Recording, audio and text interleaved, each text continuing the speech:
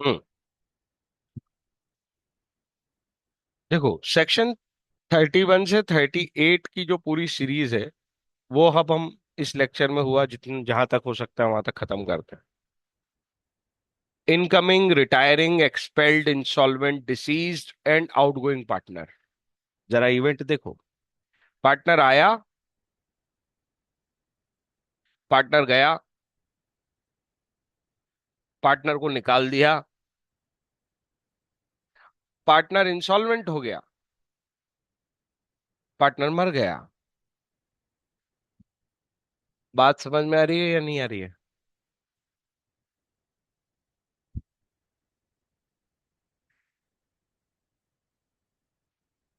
इसमें हम एक जो पूरी स्टोरी लाइन लेके चलेंगे सारे सेक्शंस में। एबीसी नाम के तीन पार्टनर्स थे। ये ओरिजिनल पार्टनर्स है, मतलब कि जैसे किसी को एडमिट करना है तो एबीसी ऑलरेडी एग्जिस्ट करते हैं, डी जो है वो इनकमिंग पार्टनर बनेगा। इनका काम क्या है? इनकी फर्म का नाम है एबीसी आर्किटेक्ट्स। मतलब ऑब्वियसली ये नक्शा वगैरह बनाते होंगे। एक्स, ये क्रेडिटर या सप्लायर है। जी, बैंक, मतलब गारंटी देता है ये इनके लिए। होता है ना कि इस एबीसी आर्किटेक्ट को कभी भी लोन की जरूरत पड़ती होगी, वो बैंक जाते होंगे, तो बैंक वाला कहता होगा गारंटी लेके आओ। तो जिस व्यक्ति से गारंटी लेके आते हैं, मतलब जी ये कहेगा बैंक को कि अगर एबीसी आर्किटेक्ट समय पे पैसा नहीं देते तो मैं दूंगा। तो ये गारंटर है।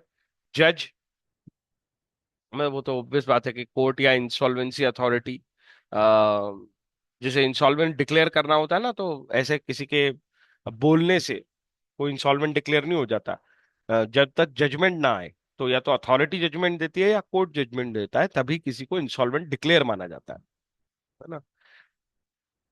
पागल के केस में भी ऐसे ही है। तुम अब एक दूसरे को कितना भी बोलते रहो कि तू तो पागल है, तो ऐसे वो पागल नहीं हो जाता। लेकिन अगर कोर्ट कहते ना कि अनसाउंड माइंड का है, कि तू तो पागल है, तो फिर वो पागल मान लिया जाता है ऑथराइज तरीके से। वैसे ही इंसॉल्वेंसी का है। नरेटर या टीचर, ऑब्वियसली वो हम यूज करेंगे उसमें कि फाइनल कंक्लूजन बनाने के लिए एक लॉ नरेटर या टीचर जो एक्सप्लेन कर रहा होगा प्रोविजन। खैर, अब देखो, अ new partner can not be introduce into, अच्छा चलो एक काम कर, यहां से पढ़ते हैं। एबीसी के तीन एग्जिस्टिंग पार्टनर्स थे, ये ना, ये तीनों बैठ के मुस्कुरा रहे हैं, इनकी डीड सामने रखी है।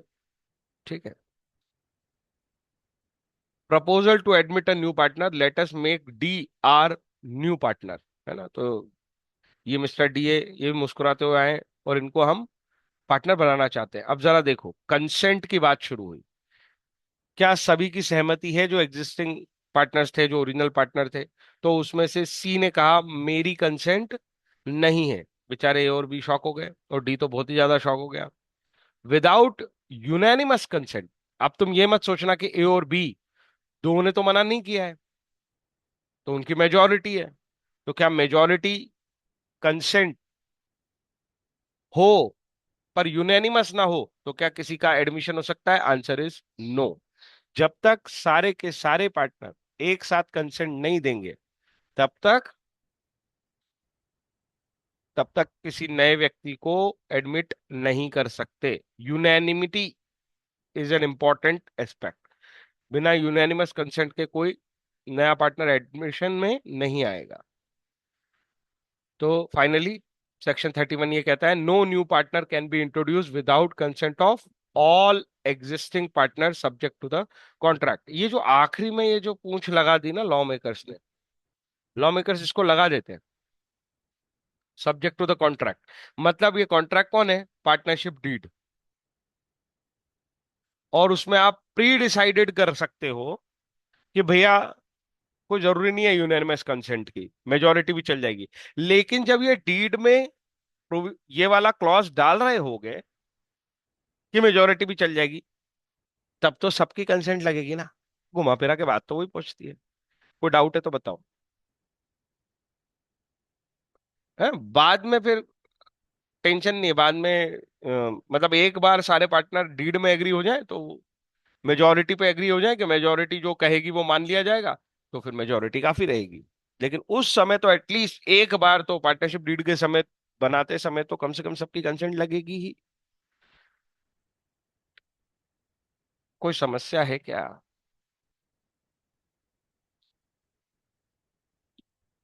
जब तक सबकी कंसेंट ना हो तब तक कोई पार्टनर एडमिट नहीं होगा। चलो इसको थोड़ा सा लैंग्वेज प्रोविजन की तरह से देखते हैं।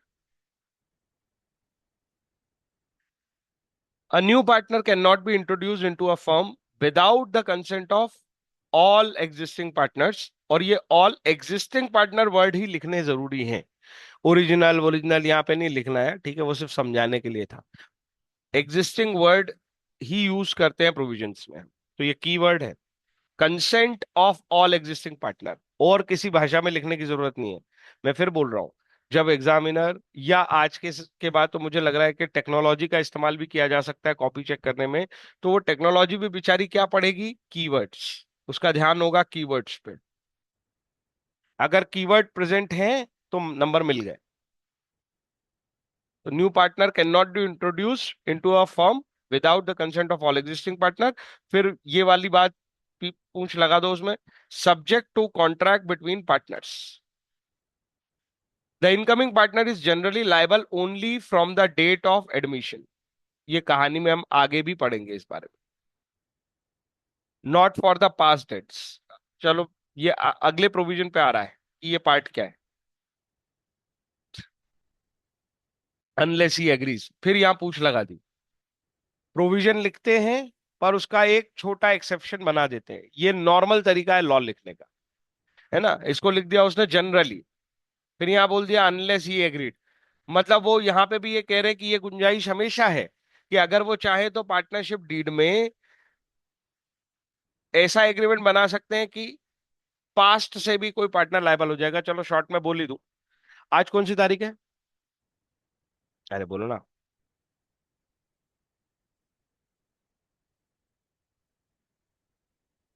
अगर मैं तुम्हें आज से पार्टनर बनाऊं और मैं तुम्हें कहूं कि तुम तो आज के पहले पुराने वाले जो मेरे एक्शंस थे, मेरी फर्म के एक्शंस थे, उसके लिए भी लायबल हो जाओगे, ये ठीक है क्या?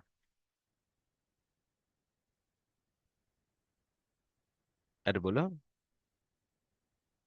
लेकिन तुम खुद ही मानने को तैयार हो जाओ तो। देखो, लॉ बचा रहा है तुम्हें। लॉ कह रहा है इनकमिंग पार्टनर उसी डेट से लायबल होगा जिस डेट पे वो एडमिट हुआ है। पर अगर तुम खुद ही गड्ढा खोदना चाहते हो तो ठीक है भैया, तुम खुद एग्री कर रहे हो, हाँ सर मैं तो रेडी हूं, तो ओके। क्या तुम्हारा अकेले मान लेना तुम्हें लायबल कर देगा? नहीं। यहां एंड लिखा है। वो जो क्रेडिटर है ना, ऑब्वियसली कोई क्रेडिटर होगा जिसकी मतलब जिसकी उधारी होगी हमारी फर्म पे, वो क्रेडिटर भी इस नए पर्सन को एक्सेप्ट करे। और वो ये माने, सपोज एबीसी तीन पुराने पार्टनर्स थे, एग्जिस्टिंग पार्टनर्स थे।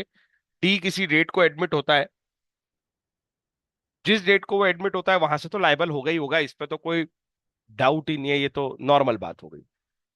क्या वो उसके पुराने फर्म के पुराने एक्ट्स जो थे उसके लिए भी लायबल हो जाएगा? ये बात तब होगी जब वो खुद एग्री करे, प्लस जिस क्रेडिटर की उधारी है फर्म पे पुरानी, वो भी इस अरेंजमेंट को एग्री करे कि हाँ अब तीन लोगों के बजाय चार लोग लायबल रहेंगे। को डाउट?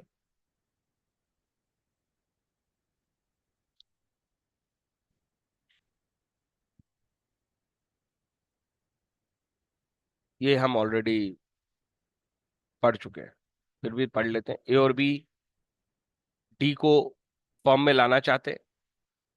सी कह रहा है मैं एग्री नहीं हूं।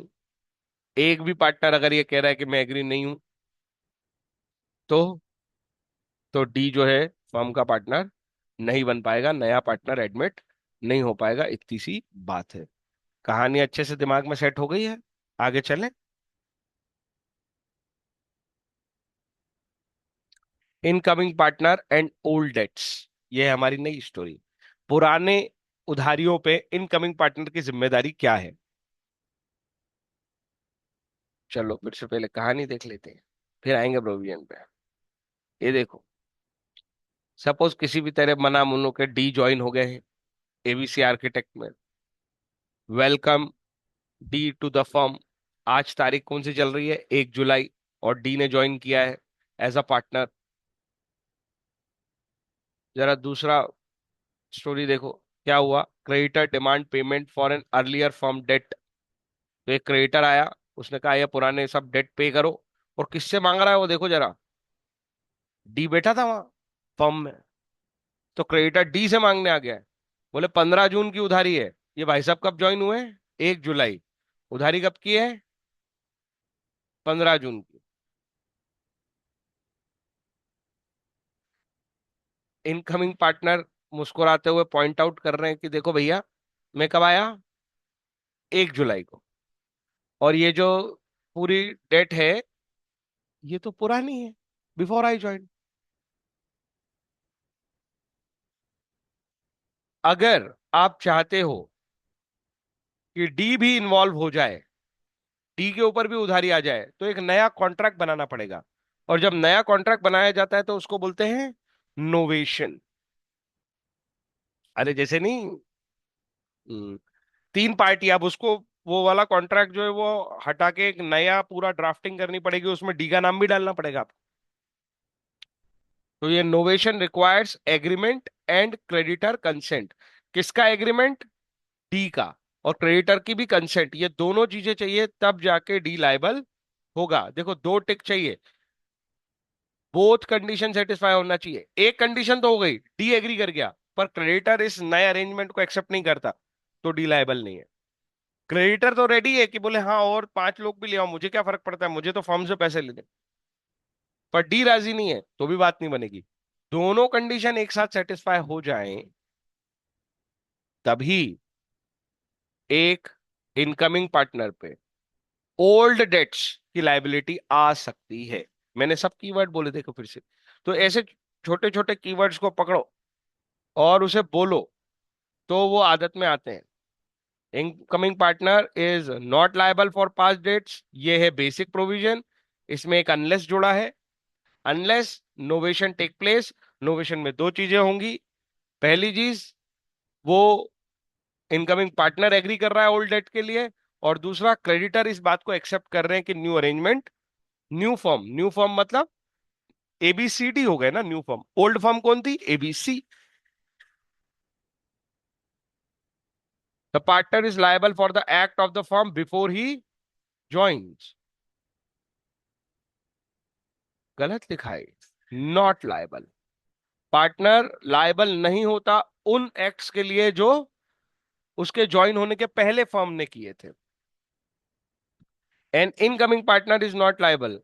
अच्छा, सॉरी, ठीक लिखा भाई ने। दूसरी लाइन पढ़ के मेरे को लगा कि वहां पे इंटरप्रिटेशन इनकमिंग पार्टनर का ले रहा है। वो कह रहा है कि यार फर्म जो भी काम करती है उसके लिए पार्टनर लायबल होता है, लेकिन अभी अभी कोई इनकमिंग पार्टनर है, इनकमिंग पार्टनर है, तो वो पास्ट डेट के लिए ऑटोमेटिकली लायबल नहीं होगा।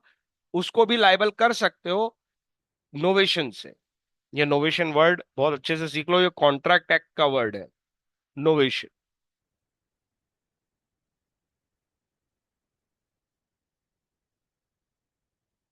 एग्रीमेंट, क्रेडिटर कंसेंट, दो चीजें मिला के बनता है नोवेशन। इसका मतलब होता है आपने नया कॉन्ट्रैक्ट बना दिया है। Old debt need creditors consent and rule no liability for past debt unless novation. आगे चलते हैं, इसको जरा नॉर्मल प्रोविजन में पढ़ लेते हैं। अब प्रॉपर लीगल लैंग्वेज है, हम कंसेप्ट समझ चुके हैं।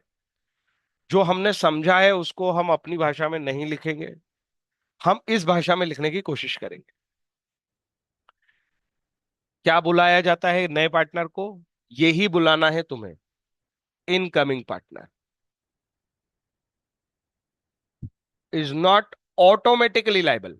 लाइबल हो सकता है, ऑटोमेटिकली नहीं हो जाएगा। ऑटोमेटिकली का मतलब है कि बिना कुछ करे। गाड़ी आती थी ना ऑटोमेटिक, बिना गियर डाले जो चलती है वो ऑटोमेटिक। बिना कुछ करे, पुरानी debts, debts incurred before his admission, the incoming partner is not automatically liable for the debt incurred before his admission. फिर there must be an agreement by the incoming partner and acceptance by the creditor. दो चीजें हैं, agreement कौन दे रहा है, incoming partner, वो agree कर रहा है, और एक्सेप्टेंस कौन दे रहा है, क्रेडिटर, जिसकी डेट है, जिसको क्या बोलते हैं, नोवेशन। अगर ऐसा करोगे तो आप इनकमिंग पार्टनर को ओल्ड डेट्स के लिए भी लाइबल कर पाओगे। डी ने एबीसी आर्किटेक्ट इमेजिन करो ज्वाइन किया था 1 जुलाई को हमारी स्टोरी में। Before 1 July the firm owed 5 lakh to X. Before 1 July 15 जून से ही हमारी उधारी है 5 लाख रुपए की। X want to recover it from D. क्या एक्स ऐसा कर पाएगा, answer is no. D automatically तो नहीं कर पाएगा, उसको पहले नोवेशन करना पड़ेगा। The partner new liability, old debt only by novation. New partner new liability, मतलब जिस डेट से वो ज्वाइन करेगा उसके आगे जो जो लाइबिलिटी आएगी उसके लिए वो फर्म के साथ लाइबल है, पुरानी डेट्स के लिए नहीं है। ऑटोमेटिकली नहीं है, नोवेशन के बाद आप कर सकते हो। दो सेक्शंस हमने पढ़ लिए, एडमिशन से रिलेटेड और ओल्ड डेट से रिलेटेड। कुछ पूछना चाहते हो, इनकमिंग पार्टनर के ही थे दोनों प्रोविजन। तो इनकमिंग पार्टनर पे दो इंपॉर्टेंट प्रोविजन है जो हमें ध्यान रहने चाहिए। अगली कहानी आती है रिटायरमेंट की। रिटायरमेंट का मतलब होता है कि पार्टनर फर्म को छोड़ के जा रहा है, डेथ नहीं हो रही उसकी। तो रिटायरमेंट कैसे होगा, मैं एक पुरानी स्टोरी याद दिलाता हूं। तुम्हें याद है एक पार्टनरशिप एट विल करके हमने टाइप समझा था पार्टनरशिप का।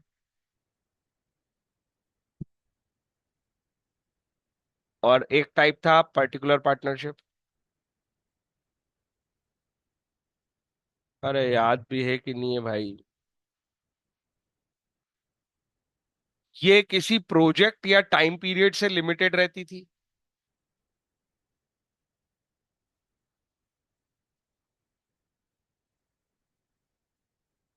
ये याद आया। इसमें कोई टाइम लिमिट नहीं है, जब तक मर्जी होगी तब तक फर्म चलेगी। तो इसमें जो रिटायरमेंट है वो तो प्रोजेक्ट के साथ फर्म ही खत्म हो जाएगी, कोई दिक्कत नहीं है। पार्टनरशिप एट विल में रिटायरमेंट कैसे होता था पता है? Retirement by giving a notice to the firm. इस कहानी को समझो। अगर हमने कोई ब्रिज बनाने के लिए, या हम ऐसा बोल के ज्वाइन हुए थे फर्म में कि भाई 2 साल तक रहना पड़ेगा फर्म में, और हम अचानक फर्म को छोड़ के जाएंगे तो नुकसान होंगे। अरे हाँ या ना? तो जनरली इसमें अलाउ नहीं रहता कि आप कभी भी मुंह उठाए और बोले कि यार मैं तो कल से नहीं आ रहा, bye bye. Partnership at will, हमारी पार्टनरशिप किसी भी डेडिकेटेड पर्पस के लिए नहीं बनी है, वो फिक्स पीरियड के लिए नहीं बनी है। तो भैया कभी तो अंत होगा ना। तो कैसे होगा फिर? जस्ट फर्म को इस बात का नोटिस दे दो कि तुम आगे कंटिन्यू नहीं करना चाहते। लॉजिकल लग रही है बात कि नहीं लग रही है?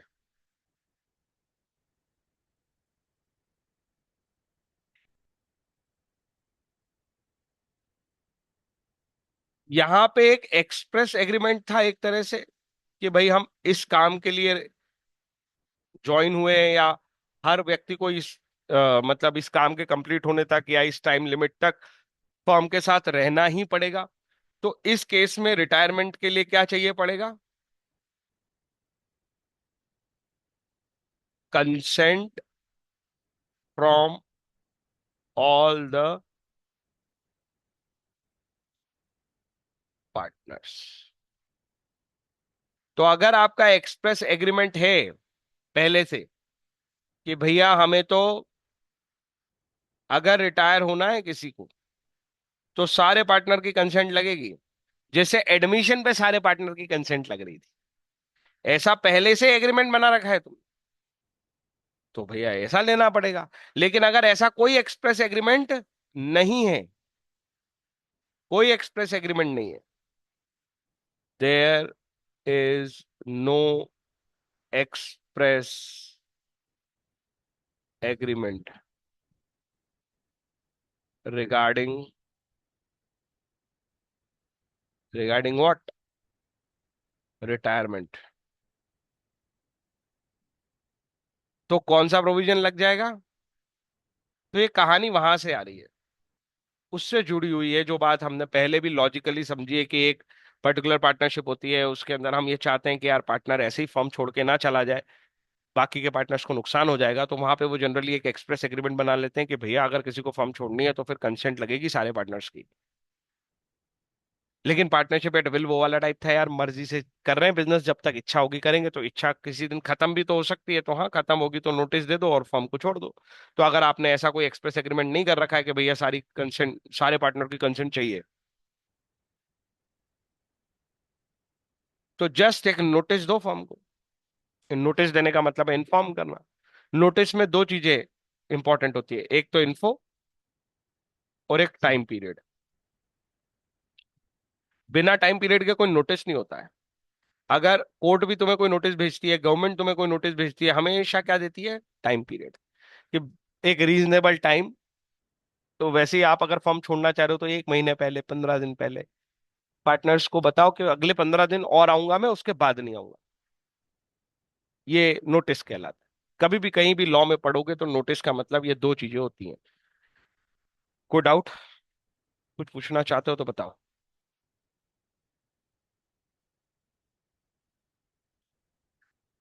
सवाल यह है कि ये नोटिस किसे दिया जाएगा?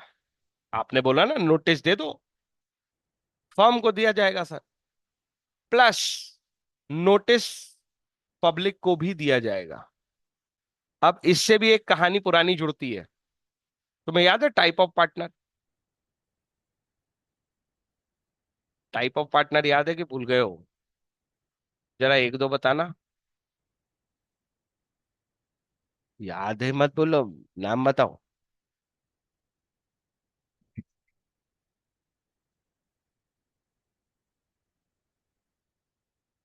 और नॉमिनल?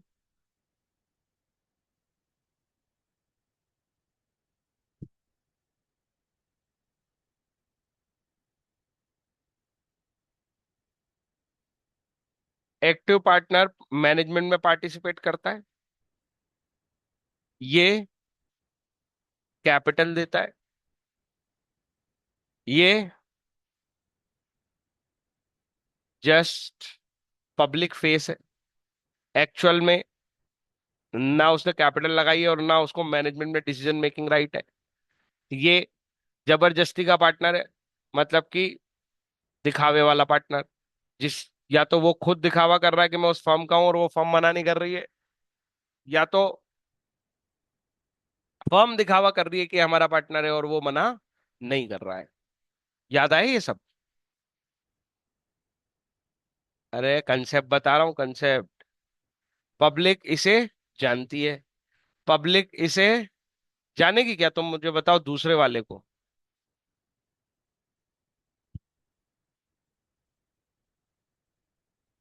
अरे यार बोलो ना। स्लीपिंग पार्टनर को जानते हो तुम? कैसे जानोगे? कैसे जानोगे?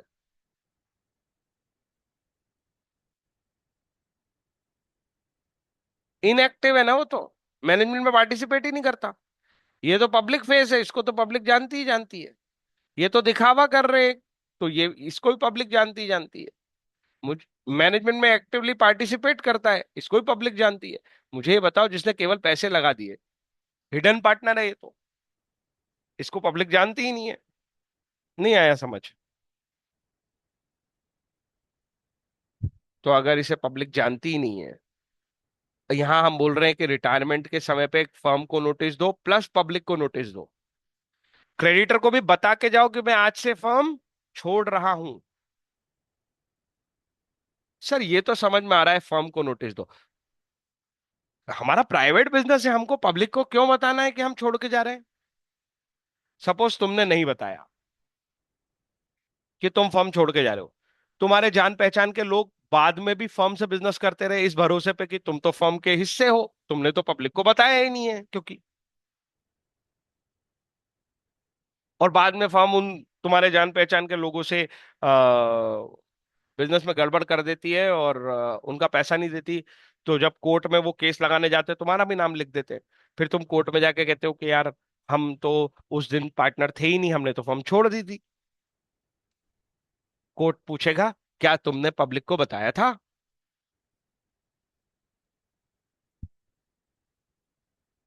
तुम कहोगे सर हमको लगा फर्म को बता दिया, पब्लिक को क्या बताना। तुम्हारे ऊपर डिपेंड होके, तुम पे ट्रस्ट करके कोई तुम्हारी फर्म से बिजनेस कर गया। क्यों? क्योंकि ऐसा ही वो करता रहा है पहले भी। तुम फर्म का हिस्सा थे तब वो ऐसे ही करते थे, और तुम उनको बिना बताए फर्म छोड़ के चले गए। तो अगर वो प्रूव कर दे कि उसने तुम्हारी वजह से फर्म से बिजनेस किया था, तो तुम लायबल रहोगे। और सर अगर हम प्रूव कर दें कि उसने हमारी वजह से बिजनेस नहीं किया था, उसकी अपनी अलग वजह थी, ये तो बाद में उसको पता चला कि हाँ मैं भी पार्टनर था तो उसने मेरे को भी घेर लिया, हाँ फिर तुम लायबल नहीं हो। कोर्ट इस फैक्ट पे जाएगा, इसमें से कौन सा फैक्ट सामने आता है वो डिसाइड करेगा। अरे तो सारे झंझटों से बचने का तरीका लॉ ने पहले ही दे दिया। बोले पब्लिक नोटिस दे दो, बात खत्म। फिर वो तुम पे बिलीव करने का उसके पास गुंजाइश ही नहीं है। अब उसने बिलीव किया नहीं किया हमें बाद में ढूंढने की जरूरत ही नहीं है। जिस दिन तुम पब्लिक नोटिस दोगे उसके आगे की डेट से फर्म कोई भी कॉन्ट्रैक्ट करेगी, उसके लिए तुम लायबल नहीं रहोगे। अच्छा सर, इस कहानी का क्या होगा जो हमने रिटायरमेंट ली, उसके पहले जो एक्ट फर्म ने किए थे उस समय तो मैं भी था, अब मैं रिटायर हो गया हूं तो क्या मैं वो सारी लाइबिलिटी से भी फ्री हो गया? नहीं, उससे तुम जीवन भर फ्री नहीं हो सकते। जब जिस ड्यूरेशन में तुम फर्म में थे उस ड्यूरेशन में फर्म के ऊपर जो भी लाइबिलिटी आएगी उसके लिए तुम लाइफ टाइम लाइबल हो। पर रिटायरमेंट की डेट के बाद तुम लाइबल नहीं हो, सब्जेक्ट टू कंडीशन। रिटायरमेंट की डेट पे तुमने पब्लिक नोटिस दिया है। ये तो करना ही है कि फर्म को नोटिस देना है और तब तुम छोड़ के जा पाओगे। इस केस में तो अगर तुम थे कि एक्सप्रेस एग्रीमेंट होना चाहिए तो फिर बिना कंसेंट के ही तुम फर्म नहीं छोड़ सकते। क्या मैं कुछ कुछ स्टोरी लाइन समझा पाया? थोड़ा सा मजेदार पॉइंट है और बहुत सारी कहानी थी इसलिए मैंने इसको अलग से समझा दिया। बोलो यार।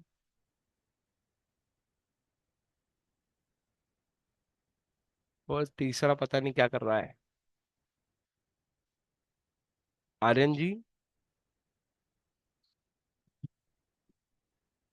ये लीव कर गया?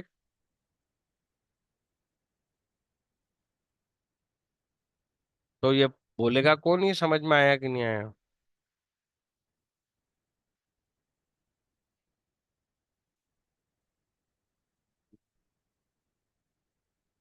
देखो,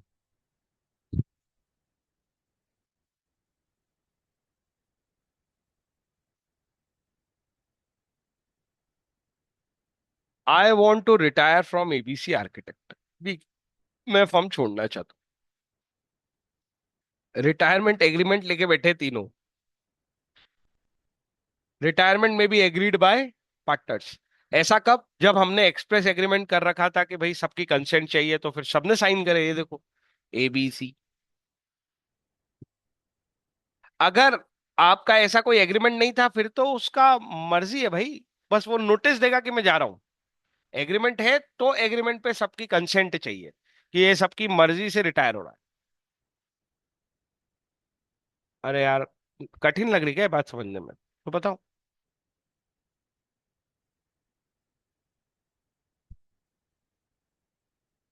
सबको टाटा बाय बाय, ये भी खुश, सारे खुश। पब्लिक नोटिस देना अगर भूल गए ना तुम, तो बाद में बड़े पछताओगे। ये पब्लिक नोटिस की क्या कहानी है? A retiring partner may remain liable for the future acts. क्या बोल रहे हो वो? इवन दो तुम रिटायर हो गए हो फिर भी लाइबल रहोगे, even future acts of the firm के, अगर तुमने क्या नहीं दिया, पब्लिक नोटिस। तो जिस दिन तक तुम पब्लिक को इन्फॉर्म नहीं करते कि मैं जा रहा हूं, मैं इस फर्म का हिस्सा नहीं हूं, तो ये गए किसी लीगल एडवाइजर के पास, तीनों बैठ के सुन रहे हैं और वो बता रहा है इनको। ये सेक्शन रिटायरिंग पार्टनर को प्रोटेक्ट करता है। From future liabilities of the firm. ये सेक्शन पब्लिक को इंफॉर्मेशन दिलवाने में हेल्प करता है कि अब फर्म में बदलाव आ गए हैं, फर्म चेंज हो गई है। पहले तीन पार्टनर थे एबीसी, अब केवल दो ही बचेंगे, ए और बी। आगे जो भी फर्म से डील करे उसे ये पता होना चाहिए कि फर्म में अब दो ही पार्टनर है। सर ये पब्लिक नोटिस देते कैसे होंगे? तुमने कभी न्यूज़पेपर पढ़ा है? उसके अंदर एक पेज आता है, उसमें बहुत नोटिसेस होते हैं। जैसे कोई कभी जमीन बेचता है ना, उसका भी पब्लिक नोटिस जाता है कि अगर किसी का क्लेम है, मैं ये जमीन बेच रहा हूँ या ये जमीन खरीद रहा हूँ, अगर कोई क्लेम करना चाहता है तो इतने दिन के अंदर क्लेम करे। ऐसा सुना है तुमने कि नहीं? हेलो?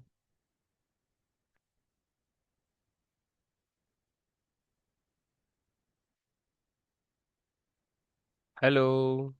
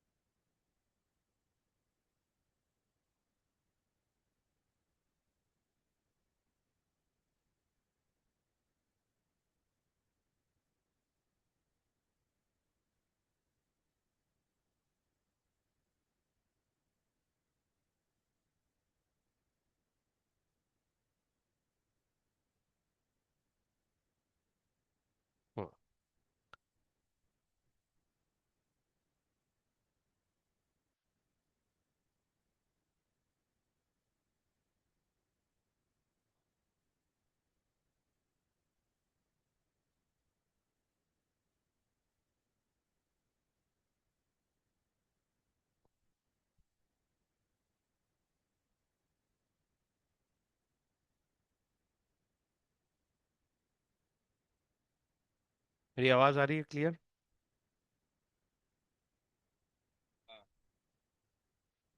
स्क्रीन भी मूव कर रही है, ठीक है। आगे चलते हैं।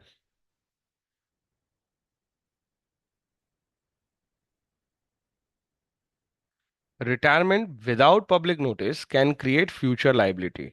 तो कैन क्रिएट बोला है, मैंडेटरली क्रिएट हो जाती है क्या?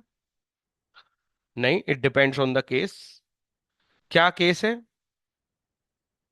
सामने वाले ने आपके ऊपर, आपके फर्म में रह जाने पे ट्रस्ट किया था, और उस ट्रस्ट के ऊपर ही उसने फर्म से कोई भी बिजनेस किया है, तब आपकी लाइबिलिटी आती है। उसे इतना प्रूव करना पड़ता है। लेकिन ये सब झंझट है। सेक्शन कहता है अगर आपको बचना है ना इस सब फ्यूचर परेशानियों से, सीधी बात है, पब्लिक नोटिस दे दो। तो a partner may retire with consent of all partner. यहां मे लिखा है, मस्ट नहीं है। तो ये डिपेंड करेगा कि अगर आपका एक्सप्रेस एग्रीमेंट है तो आपको सारे पार्टनर्स की कंसेंट लगेगी। अगर आपका एक्सप्रेस एग्रीमेंट नहीं है तो मेयर नोटिस ही काफी होगा फर्म से बाहर जाने के लिए।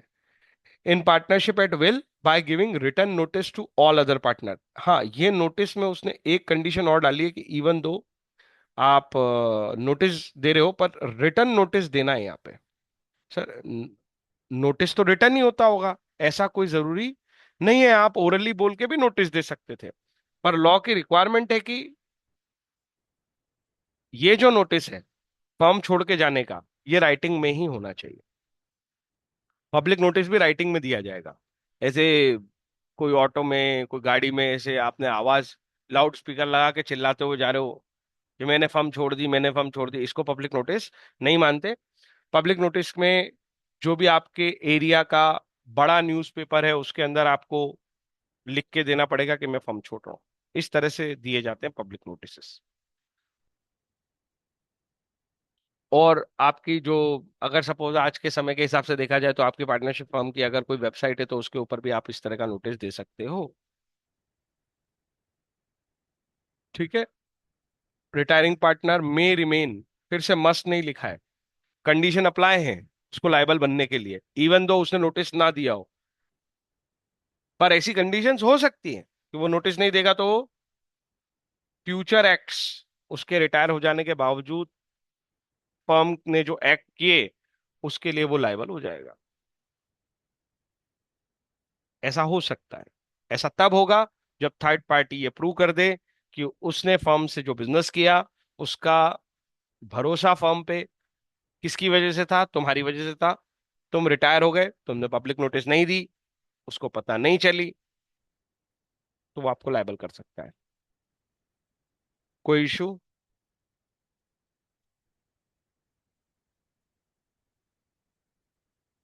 अरे भैया, कोई इशू है क्या?